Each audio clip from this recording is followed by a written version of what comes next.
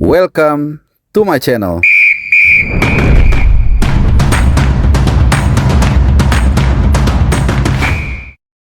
Ya, halo, salam sehat dan juga selamat datang di channel Bung Harpa. Kembali lagi kita akan masih membahas soal performa para pemain tim nasional yang merumput di luar negeri.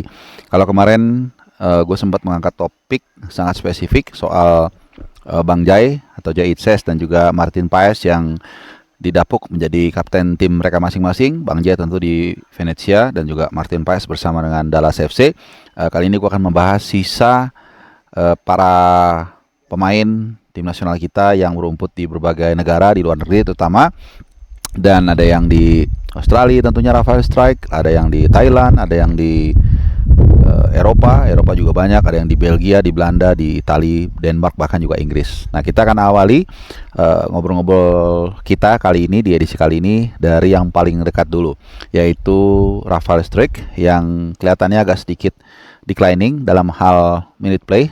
Jadi dia kemarin di laga terakhir tidak tampil sama sekali, dan ini merupakan kali ketiga Rafael Strijk berturut-turut tidak dimainkan walaupun ada di bangku cadangan.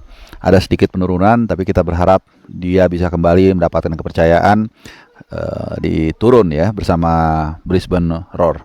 Nah, kemudian kita beralih ke Thailand atau Thai League, di mana ada dua pemain yang saat ini sedang berbunga-bunga. Asnawi Mangku Alam yang memang sejak kepindahannya ke Port FC cukup reguler. Kemarin dia juga tampil 90 menit dan membawa timnya menang 1-0. Sementara di liga yang sama, pertama Ahran main kurang lebih sejam, jadi main sebagai starter bersama Bangkok United dan juga membawa timnya menang. Dan dua tim dari dua pemain tersebut, Port FC dan juga Bangkok United, ada di papan atas ya, tepatnya peringkat 2 dan 3. Dan ini pattern yang sama yang dijalani dua pemain ini, merumput di Korea dan kemudian kurang mendapatkan kesempatan dan akhirnya hijrah ke Thai League, dan sejauh ini cukup positif ya minute play-nya.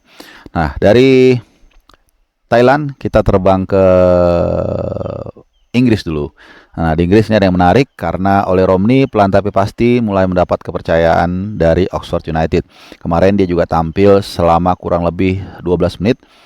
Dia masuk menit ke 79 dan ya main berarti sekitar mungkin 15 menit tambah injury time. Dan ini sama nih, di pertandingan sebelumnya dia juga pernah main seperti itu. Jadi masuk menit ke 79 dan kemudian ya mendapatkan kesempatan dari bangku cadangan ya, walaupun tidak bisa menciptakan gol. Justru yang agak sedikit pilu adalah Marcelo Ferdinand. Ya, dalam 5 laga terakhir namanya tidak ada sama sekali di DSP. Memang dalam masa tersebut ada sekali dia main di under 21 di di kompetisi lokal lah seperti itu ya.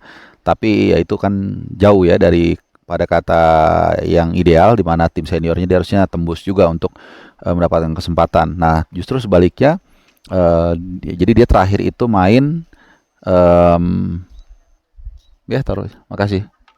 Dia itu terakhir main itu lawan Exeter di Piala Liga ya, di Liga dan ini hanya main sekitar berapa menit, 87 kalau nggak salah masuk, dan kemudian mendapatkan kartu kuning. Jadi buat Marceng semangat, semoga bisa mendapatkan minute play. Nah, kemudian kita menyeberang ke Nathan ya, masih ada Nathan. Nah, Nathan gue sampai bosan bahasanya, tapi harus kita ulas. Nathan masih belum main juga, udah 150 hari lebih, udah 5 bulan berarti sejak 28 Agustus. Namanya padahal selalu ada di DSP, dan deadline transfer window untuk musim dingin sudah lewat. Jadi berarti dia harus menerima nasibnya sampai akhir musim bersama dengan Swansea City. Ya, berharap ada keajaiban dia bisa mendapatkan minute play lebih banyak lagi. Kemudian ada Elkan Bagot, last but not least, yang luar biasa. 3 pertandingan terakhir dia tampil sebagai starter dan tidak tergantikan. Meskipun di laga terakhir dia gagal membawa kemenangan bagi timnya, but it's okay. Ya, timnya performa cukup baik, dan itu tadi selama Elkan Bagot main tidak pernah terkalahkan. Bahkan di 4 laga sebelumnya Elkan Bagot itu mulai main kembali setelah balik dari cedera. Dia masuk di akhir babak pertama walaupun tadi timnya terhindar dari atau gagal mendapatkan kemenangan. Inggris sudah selesai, kita menyeberang menggunakan Eurostar ke Belanda. Di Belanda ada Pek Zwolle yang berhadapan dengan Utrecht. Dua-dua di sini sebenarnya ada satu pemain Indonesia dan satu katakanlah kandidat. Eleanor Reinders yang kemarin tidak tampil sama sekali, tidak turun sama sekali, nggak dapat minute play.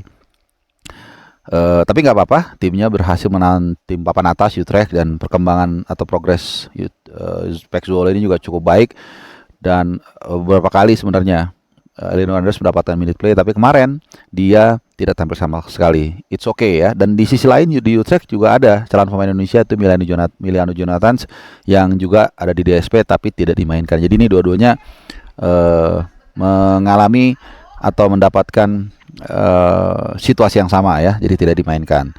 Dari Tom Hai dari Almer City ini juga kembali walaupun dia dimainkan sebagai starter, tapi sayang timnya kalah 1-4. Dan kalau untuk Tom Hai mungkin gua nggak usah terlalu banyak bahas, karena walaupun timnya memang kacrut banget, tapi dia selalu mendapatkan kepercayaan dari Almer City, dan kita tahu bagaimana pentingnya peran dari Tom Hai dalam menjaga keseimbangan dan juga mengalirkan bola di tengah. Nah, kemudian Calvin Verdong yang kemarin juga bermain 3 sama, dan ini juga sama seperti Tom Hai, nggak terlalu banyak yang harus diceritakan karena sudah menjadi tim inti, bahkan juga saat ini boleh dikatakan dia back kiri dari tim nasional yang tidak tergantikan. Nah, last but not least adalah Mads Hilgers. Welcome back Mads Hilgers setelah cedera cukup lama. Minggu lalu dia dapat atau masuk ke DSP tapi tidak dimainkan, dan kemarin akhirnya dia masuk sebelum kemudian ada insiden di akhir pertandingan, dan akhirnya dihukum dengan penalti dan menjadi 2 sama. Tentu dari hasil ini kurang menggembirakan, tapi dari situasi ini membuat kita sedikit tersenyum ya, karena Mads Hilgers sudah kembali pulih, walaupun mungkin belum pulih 100%, but it's okay, paling nggak itu udah main. Dan untuk standar Liga Belanda, kalau dia udah main ya berarti sudah cukup tinggi tingkat kepulihannya. Ada 2 pertandingan berikutnya, satu Liga dan kemudian Europa League menghadapi Brøndby. Nah, kemungkinan prediksi gua di laga yang kedua nanti lawan Brøndby, Mads Hilgers sangat mungkin akan tampil dari menit pertama sebagai starter. Oke, kita ke Belgia. Di Belgia ini ada 3 pemain lah setidaknya. Ada 2 pemain yang sudah menjadi warga negara Indonesia, yaitu Sandy Walsh dan juga Ragnar. Kemudian ada calon yaitu Jerry Ritwell, dan ada Patinama ya, jadi ada 4. Nah, Patinama dan Ritwell tidak bisa main. Kenapa? Karena minggu lalu sebelumnya itu mendapatkan kartu merah. Nah, sementara Sandy Walsh namanya not even di DSP ya, ini agak sedikit mengkhawatirkan, agak mirip-mirip juga dengan kondisi Marcheng yang agak mulai turun atau declining minute play-nya. Sementara yang paling agak lumayan stabil adalah Ragnar. Dia main sekitar 30 menit, masuk menit 30-an, jadi ada sejaman dia dapat minute play, jadi lumayan ya. Jadi untuk Ragnar Oratmangun yang bermain bagi Dender FC di laga kemarin, dan timnya juga kalah 0-1. Ini tim yang dimiliki oleh